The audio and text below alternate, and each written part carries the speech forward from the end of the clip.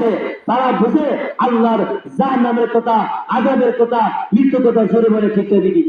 আজকে যদি আমরা বুঝতাম, এই বাস্তবতার মিল রেখে ওই নামাজ পড়তাম, নামাজের গুরুত্ব, নামাজের আহমিয়ত, নামাজের যে ফজিলত তা আমরা বলে গেছি। সম্মানিত হাজিরি, আমি বলবো যে নামাজ পড়লে নামাজের যে গুরুত্ব, নামাজ পড়লে নামাজের কি ফজিলত জোরে বলে ঠিক দিবি। নামাজের ফজিলত আমরা বুঝতেছি না আজকে, এই জন্য নামাজকে আমরা দূরে করেছি, জোরে বলে ঠিক দিবি। সম্মানিত হাজিরি, নামাজ পড়লে আল্লাহ তাআলা দেখবেন ঘরে শান্তি আসবে, নামাজ পড়লে আমার আপনার সংসারে শান্তি আসবে, নামাজ পড়লে আমার আপনার সংসারে শান্তি আসবে, নামাজ পড়লে আমার আপনার সন্তান সন্ততি যা আছে তারা কথা শুনবে। আমরা অন্য কোনো কাজ করতে হবে না, বড় বড় ডক্টর কাছে যাইতে হবে না, বড় বড় অমুক যাইতে হবে না। যদি নামাজটা আমি আপনি এভাবে ঠিকতে যদি নামাজ আমি আপনি আমার ঘরে আনতে পারি, দেখবেন অটোমেটিকলি শান্তি সুখে সমৃদ্ধ সংসার হয়ে যাবে। জোরে বলে ঠিক দিবি।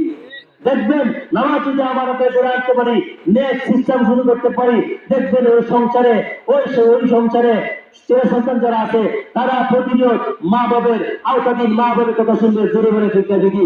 আমরা আজকে নামাজের ফজিলত, নামাজের গুরুত্ব, নামাজের আহমিয়ত আমরা আজকে ভুলে গেছি, যে আজ নামাজ পড়তে রাজি না।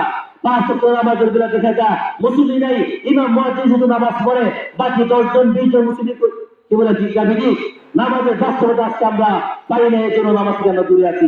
সম্মানিত হাজিরিন, একজন আলোচনা ছিল আল্লামা আন্দুলুস রহমতুল্লাহ আলাইহি, উনি হাঁটতে হাঁটতে হাঁটতে হাঁটতে একবার জঙ্গলের কাছে গেছে। উনি একটা ব্যক্তিগত কাজে উনি পাহাড়ের হিড়ি দিয়ে হাঁটতেছেন। হাঁটার সময়ে হঠাৎ সাপ ওনার সামনে আসছে, আশা বলতেছেন, ও আল্লাহর ওলি আমাকে বাঁচান, আমাকে বাঁচান। বলছেন, ও সাপ আমি তোমাকে বাঁচাবো কি করে, আমার কাছে কোনো কিছু নাই, আমাকে বাঁচাইতে হবে আমাকে। ওই যে সাপ ধরার জন্য আমাকে সাবলীল আসতেছে, আমাকে বাঁচান, আমাকে বাঁচান। তখন বলতেছে সাপে, আমার কাছে রুমাল আছে অথবা আমার জুব্বা আছে, তুমি আমার রুমাল হয়তো দুটো রুমাল দিয়ে আমি তোমাকে এইভাবে আমি তোমাকে আবৃত করে দেখিব, অথবা আমার জুব্বার ভিতরে তুমি ঢুকো। তখন সাপ করে মানুষ তো দেখে বলবে, ওই যে সাপের ধরে ফেলবে, না না অন্য পন্থা দেখেন। তখন বলতেছেন, তুমি কিছু করো নাই, আমার তোমাকে বাঁচাবে। তখন বলতেছেন, ও সাপ তোমাকে বাঁচাতে পারলাম না। তখন সাপ আল্লাহ তাআলা ওই সাপের জবান খুলে দিছে। তখন ওই আল্লাহর ওলিকে বলতেছেন, ও আল্লাহর ওলি আপনার মুখটা হা করেন, আপনার মুখটা হা করার পরে আপনার পেটে গিয়ে আমি কিন্তু আরাম নিব। জোরে বলেন সুবহানাল্লাহ।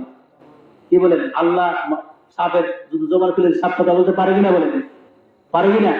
পারে। কারণ আল্লাহ তাআলা কোরআনে বলেন যে আল্লাহ তাআলার গুণকীর্তন আসমান জমিনে যা আছে সব কিছু করে। জোরে বলেন সুবহানাল্লাহ। শুধু আমরাই কি আল্লাহর মাখলুক, না আরো মাখলুক আছে? আছে না? 18,000 মাখলুকাত আল্লাহ তাআলা বানিয়েছেন। প্রত্যেকটা মাখলুকাত আল্লাহর ইবাদত করে।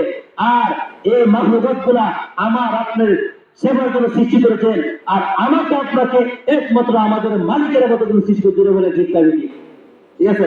সম্মানিত হাজিরিন, তো বলবো ওই উনি তোমার বলতেছে, সাথে তোমার পেটে যাইবা, আমি তো ওটা আমার কেমন যেন কনফিউজ হবে, আমার কেমন যেন লাগবে, ও না সুযোগ দেন আবার বাহিরে